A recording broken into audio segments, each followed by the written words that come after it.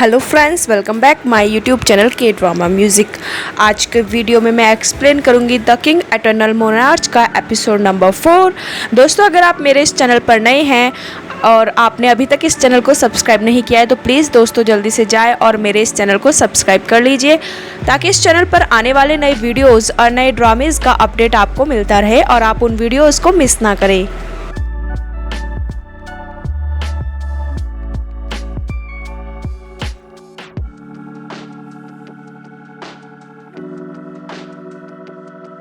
दोस्तों, एपिसोड की शुरुआत में दिखाया जाता है कि लिरिम अपने वफादार साथी के साथ समुद्र किनारे खड़ा होता है। तभी वक्त रुक जाता है। लिरिम को यह अजीब लगता है क्योंकि यह दूसरी बार हो रहा था। वहीं दूसरी तरफ दिखाया जाता है कि किंग के ऑफिस में जोयोंग कॉफ़ी पी रहा होता है और रिपब्लिक ऑफ कोरिया में दिखाया जाता है, वहाँ पर दिखाया जाता है योंग आइस्ड कॉफ़ी पी रहा होता है। तभी उसे वो कॉफ़ी गर्म लगती है और उसके हाथ से गिर जाती है। तो जो कैफ़े की ऑनर होती है म्योंग नारी उससे कहती है कि कैसे हो सकता है, ये कॉफ़ी कोल्ड कॉफ़ी है, ये तुम्हें गर्म कैसे लग सकती है। तो इस पर वो उससे कहता है पता नहीं, लेकिन मुझे ऐसा लगा कि मैंने कुछ गर्म छुआ है, इसलिए मेरे तो हाथ जलने लगे और मुझसे ये कॉफ़ी गिर गई। वहीं दूसरी तरफ किंगडम ऑफ कोरिया में सिक्योरिटी जोयोंग को बताती है कि हमें ऐसा लग रहा है कि हमारे जंगल में कोई घुसपैठिया घुस आया है, पर शायद हो सकता है कि वो हमारे किंग हो। तो इस पर कैप्टन जोयोंग उनसे कहते हैं मुझे ले चलो, चलते हैं हम अपने किंग को लेने के लिए। तभी हम देखते हैं कि प्राइम मिनिस्टर महल में घुस आई है किसी को बिना बताए। तभी हम देखते हैं कि कोर्ट लेडी उसे रोकने की कोशिश करती है। वो उससे कहते हैं कि आपकी जो अपॉइंटमेंट है महाराज से मिलने की वो फ्राइडे की है और आप इस तरह बिना इजाज़त के महल में नहीं आ सकती हैं। एक ही बात सुनकर प्राइम मिनिस्टर उससे कहते हैं कि महाराज महल में नहीं है ना, मैं इसे एक मुद्दा बना सकती हूँ और मैं देश में एक इमरजेंसी लगा सकती हूँ। उसके बाद सुनकर कोर्ट लेडी उससे कहते नहीं, ऐसा नहीं है, महाराज अपने स्टडी रूम में ही है, लेकिन आज वो कुछ जल्दी सो गए हैं। तो इस पर प्राइम मिनिस्टर कहती है अच्छा, तो मुझे उनके बेडरूम में ही जाना होगा। इस पर कोर्ट लेडी उससे कहते हैं कि आप अपनी हद पार कर रही है। तो प्राइम मिनिस्टर उससे कहते हैं कि मैं उनके स्टडी रूम में जा रही हूँ और उनका इंतजार कर रही हूँ। प्राइम मिनिस्टर उससे कहती है अगर वो मुझसे मिलने नहीं आए 10 मिनट में तो मैं समझ जाऊंगी कि महाराज महल छोड़कर भाग गए हैं। लेकिन जब प्राइम मिनिस्टर स्टडी रूम में जाती है तो किंग अपने स्टडी रूम में ही होते हैं और उनके साथ कैप्टन जोयोंग भी होते हैं। तो उसे देखकर किंग कहते हैं मैंने आपसे कहा था ना कि इस हफ्ते मुझे रिपोर्ट रिटर्न में चाहिए, तो फिर आप यहाँ क्यों आई है। प्राइम मिनिस्टर किंग को देखकर एकदम हैरान रह जाती है। तो पीछे से कोर्ट लेडी कहती है अगर आप जाग रहे हैं तो क्यों ना आप इनका जो रिपोर्ट है उसे 2 मिनट के लिए देख ही ले। ऐसा कहकर कोर्ट लेडी वहाँ से चली जाती है। फिर वहाँ पर दिखाया जाता है कि किंग प्राइम मिनिस्टर से कहते हैं कि एक सवाल में मैं बहुत ही ज़्यादा उलझ गया था, इसलिए मुझे बहुत समय लग गया, इसके लिए मुझे माफ़ करना, आपको बहुत ज़्यादा परेशानी उठानी पड़ी। इस पर प्राइम मिनिस्टर उनसे कहती है कि ये तो मेरा काम है महाराज, लेकिन आप थोड़े टैन लग रहे हैं। तो इस पर किंग उससे कहते हैं हाँ, मैं अपनी दूसरी वाली स्टडी में था, वहाँ पर दिन में बहुत अच्छी सनलाइट और रात में बहुत अच्छी चांदनी पड़ती है। फिर हम देखते हैं कि प्राइम मिनिस्टर हंसती है और किंग से कहती है एक्चुअली मुझे ऐसा लगा था कि आप महल छोड़ के चले गए हैं, मैं बस ये देखने आई थी, लेकिन जब आप यहाँ पे हैं तो मुझे आपको कोई रिपोर्ट नहीं दिखानी, तो मैं चलती हूँ। इस पर किंग कहते हैं मेरी हर चीज़ हर घटना हमारे इस देश का इतिहास बनने वाली है क्योंकि मैं इस देश का राजा हूँ। और वो आगे कहते हैं कि मैं ये देखना चाहता हूँ कि मेरा ना होना भी इतिहास में किस तरह से दर्ज किया जाता है। प्राइम मिनिस्टर के वहाँ से जाने के बाद वहाँ पर वो कोर्ट लेडी आती है और किंग पर गुस्सा करती है और उससे कहती है यहाँ आइए आपको पता है मैं कितना घबरा गई थी, इस बार तो मुझे लगा था मेरी जान ही चली जाएगी। और वो कहती है मुझे तो ऐसा लगा था कि इस बार आप मेरे चौथे तक भी नहीं आ पाएंगे। फिर वहाँ पर दिखाया जाता है वो इमोशनल होकर उसे गले लगा लेती है किंग को और उसे गुस्से में ऐसे ही मतलब झूठ मूठ का मारने लगती है। तो फिर किंग उनसे कहते हैं कि मुझे नहीं लगता कि जिस तरह से आप मुझे मार रही हैं कि आप इतनी आसानी से मरने वाली हैं। किंग हेड कोर्ट लेडी से कहते हैं मुझे तो लगता है कि आप सेंचुरी मारेंगी। फिर हम देखते हैं कि हेड कोर्ट लेडी का ध्यान किंग के कोट पर जाता है, जिस पर वो देखती है कि अब एक भी बटन नहीं बचा है। वो उस कोट को देख के किंग से कहती है क्या हाल हो गया है इसका और कैसे। तो इस पर किंग उससे कहते हैं कि जिस जगह पर मैं गया था वहाँ पर अलग करेंसी चलती थी, इसलिए मुझे ये बटन बेचने पड़े। तो इस पर कोर्ट लेडी कहती है सारे के सारे आपको पता भी है कितने महंगे थे। तो फिर दिखाया जाता है कि किंग कोर्ट लेडी को रूम से बाहर भेज रहा होता है। तो वो देखता है कि जोयोंग उसे बहुत ही गुस्से से देख रहा होता है। तो किंग कहता है मुझे तो इससे डर लग रहा है। फिर हम देखते हैं कि कैप्टन जोयोंग अपनी सिक्योरिटी गार्ड से कहते हैं कि प्रिंस ब्योंग की जो सिक्योरिटी है उसे कम कर दिया जाए।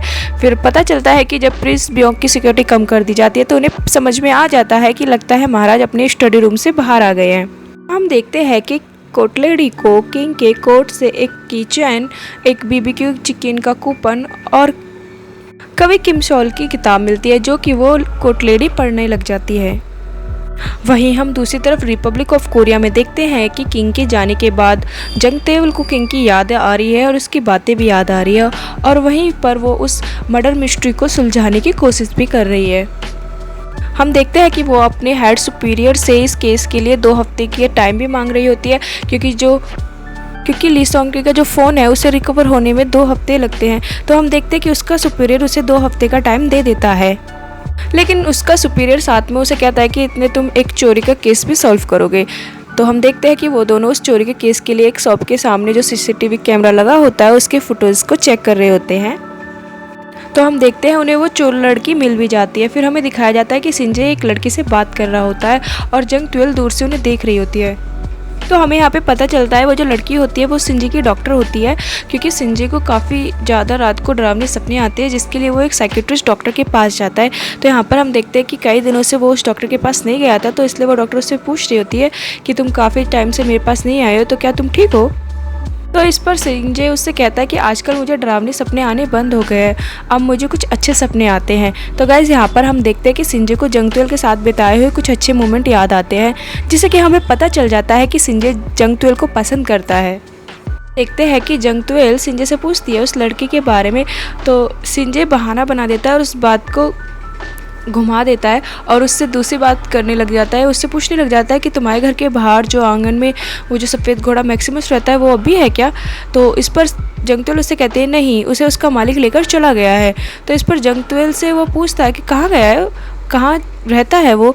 तो इस पर जंग ट्वेल्व उससे कहते हैं मुझे नहीं पता।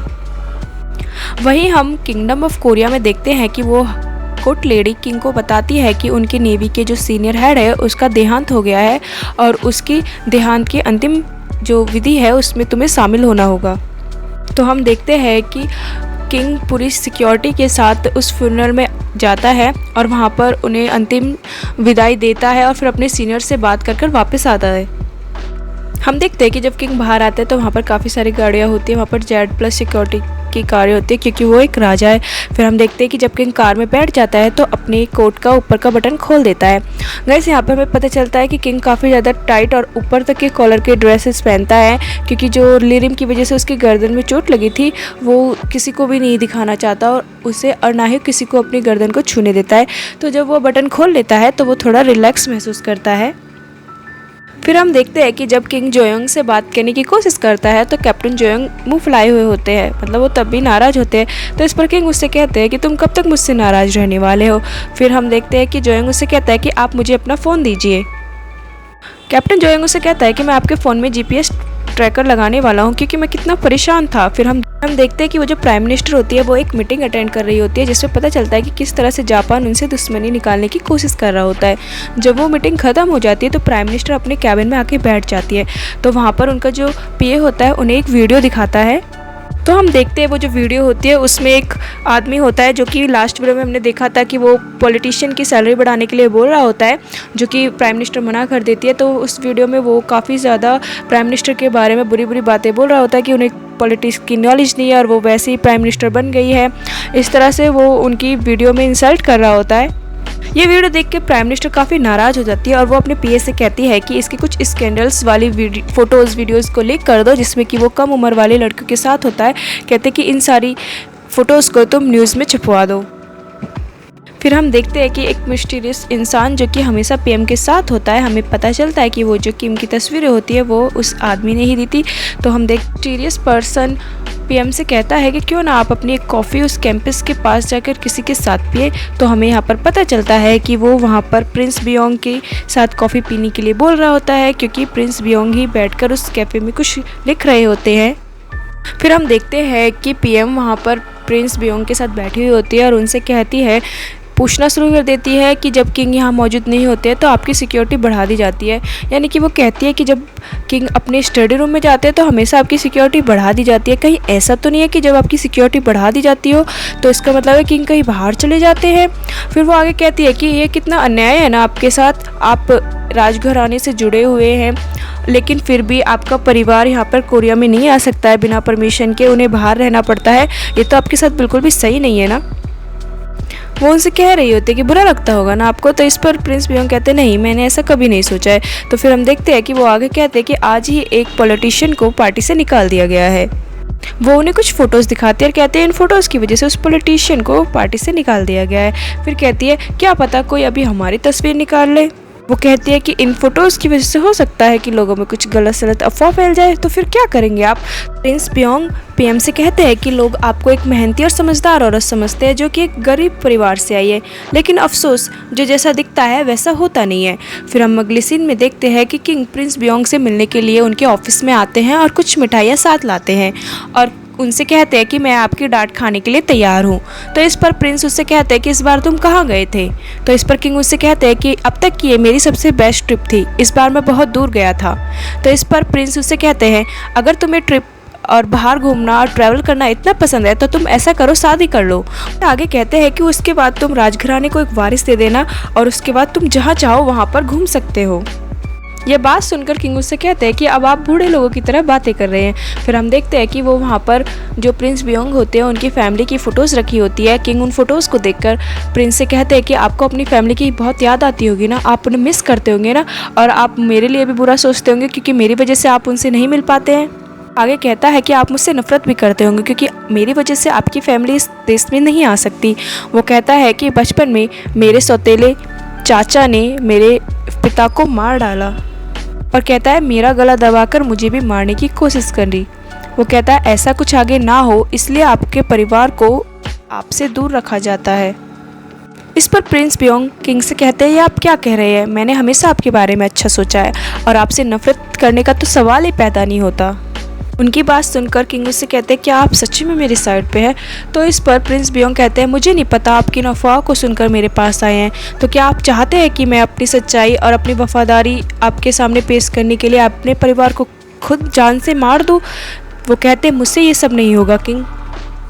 उनकी बात सुनकर किंग उनसे कहते हैं कि मैं किसी भी अफवाह की वजह से यहाँ पर नहीं आया हूँ, और एक एम्बुलेंस रख कर टेबल पर उनसे कहता है कि ये चीज़ है जो मुझे कब से खाई जा रही है।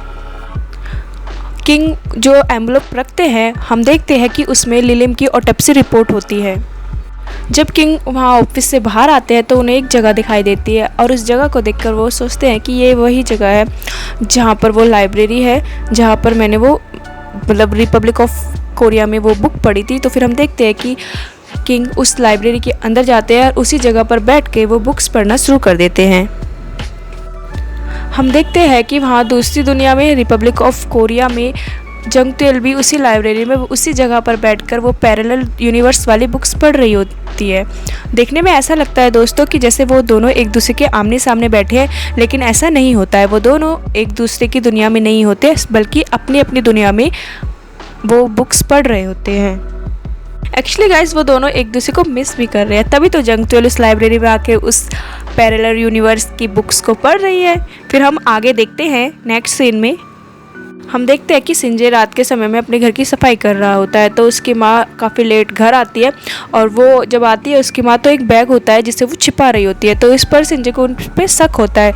जब वो उस बैग को खोल के देखता है तो उसमें काफ़ी सारे पैसे होते हैं। तो वो अपनी माँ से कहता है इतने सारे पैसे आपके पास कहाँ से आए। फिर हम देखते हैं कि वो अपनी माँ से गुस्से में पूछता है कि आप फिर से जुआ खेलने गई थी ना। तो इस पर उसकी माँ कहती है कि मैं आखिरी बार गई थी, अब मैं खेलने नहीं जाऊंगी। तो इस पर सिंजोन से कहता है आपने आखिरी बार भी मुझसे ऐसा ही कहा था। वो अपनी माँ से पूछता है कि कहाँ से मिले इतने सारे पैसे। फिर हम देखते हैं कि वो अपनी माँ को अपने साथ लेकर उस क्लब में जाता है जहाँ पर गैरकानूनी तौर पर जुआ खेला जाता है। वो वहाँ पर जंगमी को भी बुला लेता है और सभी के फ़ोटोज़ क्लिक करने के लिए बोलता है। तभी हम देखते हैं कि जिस आदमी ने वहाँ पर पिछले एपिसोड में उसे रिश्वत देने की कोशिश की थी वो वहाँ पर आ जाता है। तो हम देखते हैं वो सारी पुलिस वालों को बुला लेता है और सभी को अरेस्ट करने के लिए बोलता है। यहाँ पर हम देखते हैं कि वो अपनी माँ को भी गिरफ्तार करवा देता है और अपनी माँ की जुए की जो आदत है उसकी वजह से वो काफ़ी परेशान होता है। फिर हम देखते हैं कि जंगतेल जा रही होती है, तभी उसे एक छोटे बच्चे का धक्का लगता है जिसकी वजह से उसका जो आई कार्ड होता है वो एक गटर में गिर जाता है। वो बच्चा उसे निकालने के लिए बोलता भी है तो लेकिन जंगतेल उसे मना कर देती है नहीं, क्योंकि अब वो गटर में अंदर जा चुका है, तुम उसे नहीं निकाल पाओगे। जंग तुल उससे कह दिए तुमने ये जानबूझ के नहीं किया, ये गलती से हुआ है, इट्स ओके तुम जाओ। हम गाइस यहाँ पे नोटिस करते हैं उस बच्चे का जो चेहरा होता है वो बिल्कुल ऐसा होता है जैसे कि हम किंगडम ऑफ कोरिया में देखते हैं, जो बुक स्टोर के सामने वो बच्चा खड़ा हुआ होता है। तो मतलब ये दोनों बच्चे एक दूसरे से मिलते हैं। तभी हम देखते हैं कि जंगतुल के पास फॉरेंसिक लैब से कॉल आती है, तो वो वहाँ पर चली जाती है। वहाँ जाने पर जंगतुल को पता चलता है जो किंग वाले जो नोट होते हैं वो बिल्कुल असली होते हैं, मतलब कि जो उनकी छपाई होती है वो असली होती है, जो उनमें फ़ॉन्ट यूज होती है, इंक यूज होती है, जो उनका स्टाइल है वो सब कुछ असली होता है। सीन में देखते हैं कि किंगडम ऑफ कोरिया में लिरिम उस बुक स्टोर में वापस जाता है और उसमें उसे एक लेटर मिलता है बुक के अंदर, जिसमें लिखा होता है कि किंग वापस आ गया है। तो इससे लिरिम को समझ में आ जाता है कि जब वो रिपब्लिक ऑफ कोरिया में होता है और उस समय रुकता है तो इसका मतलब किंग वहाँ से बाहर आए थे दरवाजे से, और जब अभी वो कुछ समय पहले समुद्र के किनारे पे थे और जब समय रुका था तो इसका मतलब वो किंगडम ऑफ कोरिया में वापस आया था।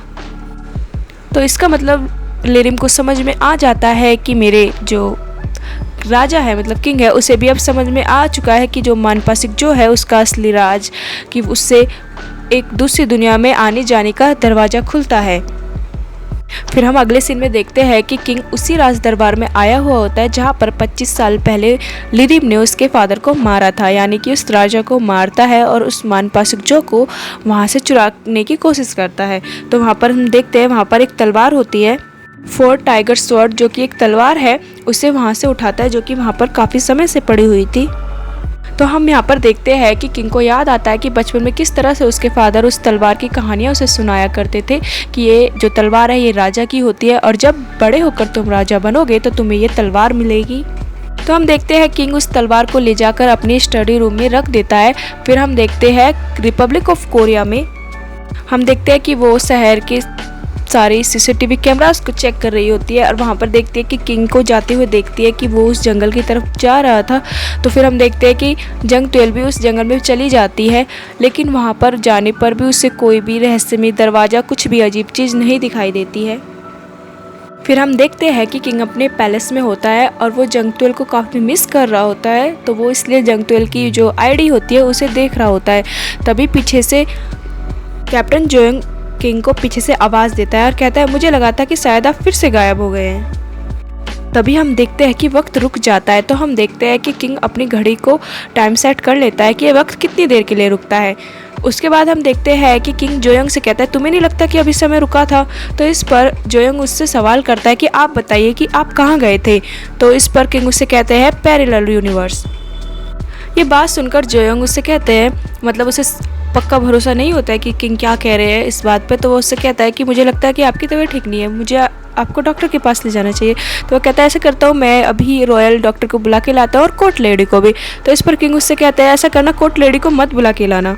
यहाँ हम देखते हैं कि रिपब्लिक ऑफ कोरिया में लिरिम वापस आ गया है।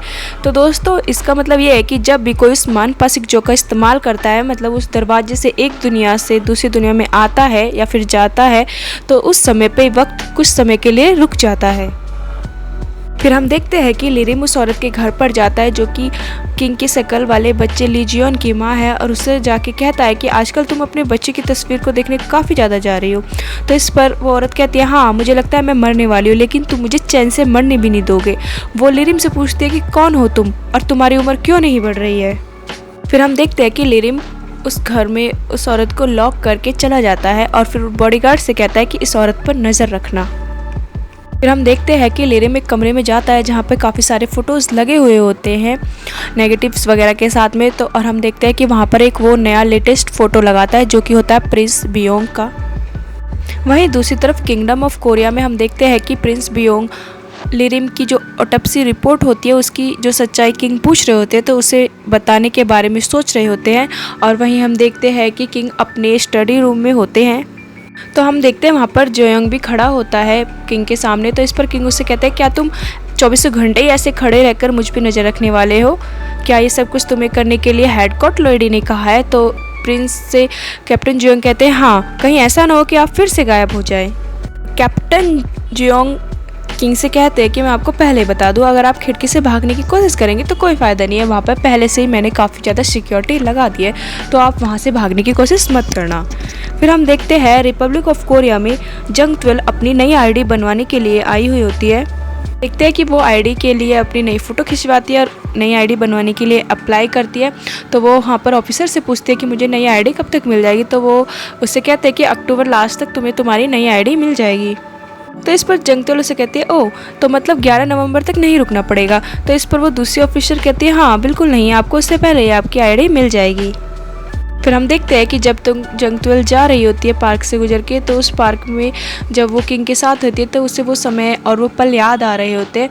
तो गाइस यहाँ पर काफ़ी दिन बीत चुके होते हैं, तो फिर भी जंगतुएल को किंग की याद आ रही होती है।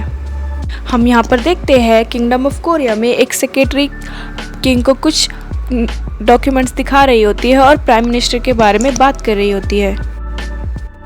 तो इस पर किंग उससे कहता है कि आपको क्या लगता है कि मैं प्राइम मिनिस्टर को पसंद करता हूँ। तो इस पर वो जो सेक्रेटरी होती है वो कहते हैं एक्चुअली वो है तो बहुत सुंदर। तो इस पर किंग उससे कहता है कि मैं उससे भी ज़्यादा सुंदर एक लड़की को जानता हूँ। तो इस पर कैप्टन जोयोंग और वो सेक्रेटरी बहुत ही आश्चर्यचकित होकर किंग को देखते हैं। तभी एकदम से बहुत तेज़ बिजली कड़कती है, तो किंग के जो कंधे में दर्द होता है। तो इस पर सेक्रेटरी कहते हैं मैं अभी डॉक्टर को बुला के लाती हूँ। तो किंग उसे कहते हैं नहीं आप जाइए, जोयोंग देख लेगा। जोयोंग को ऐसा लगता है कि किंग बहाना बना रहे हैं, लेकिन तभी दोबारा से बिजली कड़कती है। तो फिर से जो किंग के कंधे पे निशान होता है वो चमक उठता है और अजीब सा मतलब किंग को दर्द होने लगता है। तो फिर जोयोंग इसे देख के परेशान हो जाता है, तो वो डॉक्टर को लेने के लिए चला जाता है। इस मौके का फ़ायदा उठाकर किंग भी वहाँ से निकल जाता है। यहाँ पर रिपब्लिक ऑफ कोरिया में जंगतुएल को उस मर्डर केस से रिलेटेड जो 2G फ़ोन होता है उसका जो डाटा होता है वो मिल जाता है। उसमें कुछ न्यूज़ ब्रॉडकास्ट के मैसेज होते हैं जिन्हें वो सुन रही होती है। जंगतुएल को वो सारी न्यूज़ काफ़ी अजीब लग रही होती है और कुछ भी समझ में नहीं आ रहा होता। तभी वहाँ पर सिंजे आ जाता है और उससे कहता है कब से तुम अपनी बिना आईडी के घूम रही हो, और उसे उसकी आईडी देता है। तो इस पर जंगतुएल उससे कहती है कि हाँ अक्टूबर के लास्ट तक मुझे आईडी मिल जाएगी। तो इस पर वो उससे कहता है कि मैडम आईडी आज इशू हुई है और आज 11 नवंबर है। तो जंगतुएल के उसकी बात पर विश्वास नहीं होता, तो वो आईडी को देखती है। जब वो अपने कार्ड को देखती है तो उस पर लिखा होता है 11 नवंबर 2019। वो एकदम हैरान हो जाती है, ये डेट वही होती है जो कि किंग ने उसे बताई थी और उसका दिमाग बिल्कुल सुन पड़ जाता है। तभी उसकी डेस्क पे जो फ़ोन रखा होता है वो रिंग करता है। जब वो फ़ोन को उठाती है तो दूसरी तरफ से किंग होता है। किंग कहता है कि लगता है तुम अभी भी ऑफिस में हो। किंग की बात सुनते ही जंगतुएल एकदम उसका फ़ोन काट देती है और वो बहुत ही ज़्यादा हैरान होती है। तभी फिर से उसका फ़ोन बजता है। जब वो उठाती है तो किंग उससे कहता है तुम हर बार मेरा फ़ोन काट देती हो। किंग उससे कहता है वैसे क्या तुम्हें आज भी लेट होने वाला है। वो उससे कहता है मुझे लगा तुम मेरा इंतज़ार कर रही होगी, इसलिए बस मैं थोड़ी देर के लिए तुम्हें देखने के लिए आया हूँ। तो हम देखते हैं कि जंगतुएल उसका फ़ोन काट देती है और सिंजे से कहती है मुझे घर जाना है, और वो घर के लिए निकल पड़ती है। जैसे ही वो घर पहुंचती है तो वो देखती है वहाँ पर किंग और उसका घोड़ा मैक्सिमस दोनों खड़े रहते हैं। हम देखते हैं कि जंगतुएल जब किंग को देखती है तो उसे सवाल करती है कहाँ थे तुम, मुझसे झूठ मत बोलना, और तुम्हारा कोई नाम भी नहीं है। तो इस पर किंग उससे कहता है कितनी बार कहूँ मैं, मेरा नाम है लेकिन तुम मुझे उससे पुकार नहीं सकती हो। तो इस पर जंगतुएल उसे सवाल करती है तो तुम वापस क्यों आए हो। तो इस पर वो कहता है वो क्या है ना, मुझे किसी के पैसे चुकाने थे और फिर सोचा कि तुम्हें भी देख लूँ। अब जब मैंने पैसे चुका दिए हैं वापस और तुम्हें भी देख लिया है तो अब मुझे जाना चाहिए। वो कहता है क्योंकि मैं बहुत मुश्किल से इस बार छुप के आया हूँ। तो इस पर जंगतुएल उससे पूछते क्या सही में तुम्हारा कोई घर है। तो इस पर वो कहता है हाँ, वो भी बहुत बड़ा, कई सारे कमरे, गार्डन। इस तरह से वो अपने घर के बारे में जंगतुएल को बता रहा होता है। तभी जंगतुएल उससे कहती है अच्छा ये बताओ मेरी जो आईडी है तुम्हारे पास उसमें मेरे बाल खुले हैं या बंधे हुए हैं। तो फिर किंग उससे कहता है क्या तुमने मेरे जाने के बाद अपनी आईडी खो दी। तो जंगतुएल कहती है नहीं, तुम सिर्फ मेरे सवाल का जवाब दो। फिर हम देखते हैं कि किंग जंगतुएल के पास जाता है और उसके बालों को पीछे की तरफ जाकर टाई अप कर देता है और उससे कहता है कि इस तरह से तुम्हारे बाल आईडी कार्ड में बंधे हुए हैं। जंगतुएल उससे एक और सवाल करती है मैंने कपड़े किस तरह के पहने हुए। तो किंग उससे कहता है नेवी ब्लू कलर का तुमने जैकेट पहना हुआ है। किंग की बातें सुनने पर भी जंगतुएल को विश्वास नहीं होता। तो किंग उससे कहता है अगर तुम्हें अब भी विश्वास नहीं हो रहा तो तुम मेरे साथ चलकर देख सकती हो। तो इस पर जंगतुएल उससे कहते हैं कहाँ। तो किंग उससे कहता है मेरे साथ मेरी दुनिया में। तो जंगतुएल उससे कहती है पिछली बार की तरह अगर तुमने इस बार भी झूठ बोला ना तो मैं तुम्हें जान से मार डालूंगी। किंग उससे कहता है कि तुम कार से मेरी दुनिया में नहीं जा सकती। फिर हम देखते हैं कि किंग उसे अपने घोड़े पर बिठाता है और वो दोनों जंगल की तरफ चले जाते हैं। जब वो जंगल में पहुंच जाते हैं तो जंगतुएल को वहाँ पे कुछ नहीं दिख रहा होता। तो जंगतुएल उससे फिर से कहते हैं कि मैं तुम्हें इस बार सच में मार डालूंगी। तो इस पर किंग उससे कहता है कि तुम्हें अभी थोड़ी देर में अपनी कही हुई बातों पर रिग्रेट होगा। फिर हम देखते हैं कि किंग बहुत तेज़ी से अपने घोड़े को दौड़ाता है और एक दरवाज़ा खुलता है और वो अपनी दुनिया में आ जाता है। यानी कि किंग इस बार जंग-तुएल को अपनी दुनिया में लेकर आ गया है। जब वो जंग-तुएल को अपनी दुनिया में लेकर आता है तो जंग-तुएल डर के मारे अपनी आंखों को बंद रखती है। जब वो आंखें खोलती है तो वो देखती है कि सामने से कैप्टन जोयोंग और कुछ गार्ड आते हैं और वो उसे किंग कहकर रिस्पेक्ट दे रहे होते हैं। तो ये सब देखकर जंग-तुएल हैरान रह जाती है। जब जंग-तुएल जोयोंग को देखती है तो इस पर किंग उससे कहता है कि ये तुम्हारी दुनिया में योनसप है और मेरी दुनिया में ये कैप्टन जोयोंग है। वो उससे कहता है कि ये मेरी राज सेना यानी कि मेरी जो सेना है, सोल्जर है, उनका कैप्टन है और मैं इस किंगडम ऑफ कोरिया का राजा हूँ। और वो उससे कहता है मेरा वो नाम जो तुम नहीं ले सकती हो वो है Lee Gon. So guys finally king ने जंग-तुएल को अपना नाम बता दिया है। लेकिन दोस्तों जंग-तुएल इतनी ज़्यादा शॉक और हैरान रहती है कि वो बस किंग को देखती ही रहती है और इसी के साथ हमारा यह एपिसोड ख़त्म हो जाता है। दोस्तों अब आगे क्या होगा? किंग अपने साथ जंग-तुएल को अपनी दुनिया में लेके आ गया है। क्या वो इस सब को एक्सेप्ट कर पाएगी? क्या वो उस किंग की सारी बातों को अब समझ पाएगी? और आगे क्या होगा ये जानने के लिए आप हमारे चैनल के ड्रामा म्यूजिक से जुड़े रहिए ताकि इस चैनल पर आने वाले नेक्स्ट वीडियोस को आप मिस ना करें। इसलिए प्लीज़ हमारे चैनल को सब्सक्राइब कीजिए और हाँ, बेल आइकन बजाना मत भूलेगा ताकि आने वाले नए वीडियोस का नोटिफिकेशन आपको मिलता रहे और आप उन वीडियोस को देखना मिस ना करें।